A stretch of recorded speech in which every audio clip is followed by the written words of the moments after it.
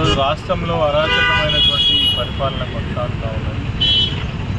ఎప్పుడైతే కాంగ్రెస్ ప్రభుత్వం అధికారంలోకి వచ్చిందో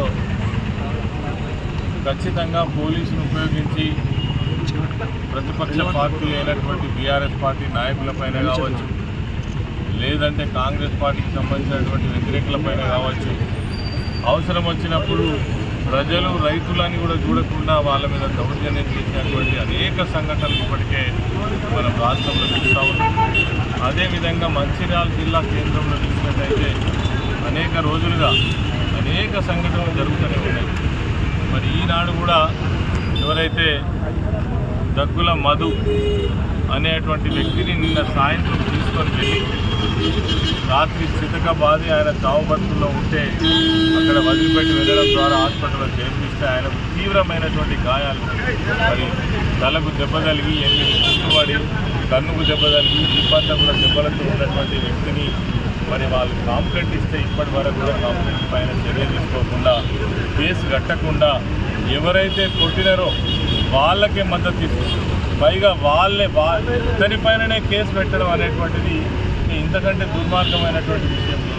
రాత్రి హాస్పిటల్లో మధు మరి తీవ్రమైన గాయాలతో చికిత్స పొందుతుంటే మీరు ఏం చేస్తారో చేయండి అనే ఉద్దేశంతో అదే కారులో చక్కర్లు కొడుతూ సైరన్ వేసుకొని యజేచ్ఛగా తిరుగుతుంటే కూడా పోలీసులు మరి నిమ్మకు నీరెత్తినట్టుగా ప్రేక్షక పాత్ర వహిస్తున్నట్టుగా మనకు కనబడుతూ ఉన్నది. దీనికి ఒకటే మనకు అర్థమయ్యేది ఏంటంటే ప్రభుత్వంలో ఉన్నటువంటి ఎమ్మెల్యే కావచ్చు, మంత్రి కావచ్చు, వాళ్ళు ఏం చెప్తే న్యాయం లేదు, అన్యాయం లేదు, వాళ్ళు ఏం చెప్తే గది చేస్తామనే కాడ ఈరోజు పోలీసు రాష్ట్రం మొత్తం మీద వివరిస్తున్నట్టుగా మనకు కనబడుతూ ఉన్నది. ఇప్పుడు ఇది ఒకటో సంఘటన కాదు, ఇదివరకు అనేక సంఘటనలు కూడా మంచిర్యాలలో జరిగినప్పుడల్లా మా పెద్దలు దివాకర్ రావు గారు మాజీ శాసనసభ్యులు దాన్ని తీవ్రంగా వ్యతిరేకిస్తూ ప్రజలకు ఎప్పటికప్పుడు చెప్పడం జరుగుతూనే ఉన్నది. ఈరోజు కూడా జరిగినటువంటి సంఘటన నిజంగా కూడా చాలా దురదృష్టకరం. దీన్ని తీవ్రంగా ఖండిస్తూ ఉన్నాం. ఇప్పటికైనా రాష్ట్రంలో ఉన్నటువంటి ఉన్నతమైన పోలీసు యంత్రాంగం కనీసం స్పందించి మరి ఇక్కడ ఏం జరిగిందో తెలుసుకొని తక్షణమే చర్యలు తీసుకునేటువంటి ప్రయత్నం చేయాలని కూడా నేను కోరుతూ ఉన్నాను. దీనివల్ల కాంగ్రెస్ ప్రభుత్వానికి ఏదో మేలు జరుగుతుందని వాళ్ళు సంకలు గుద్దుకుంటే సంబరపడితే ఇంతటితో కాదు. ఎందుకంటే ప్రజలు అన్ని విషయాలు గమనిస్తూ ఉన్నారు. ఇటువంటి అరాచకమైనటువంటి పాలన ఎవరు కూడా సమర్థించరు.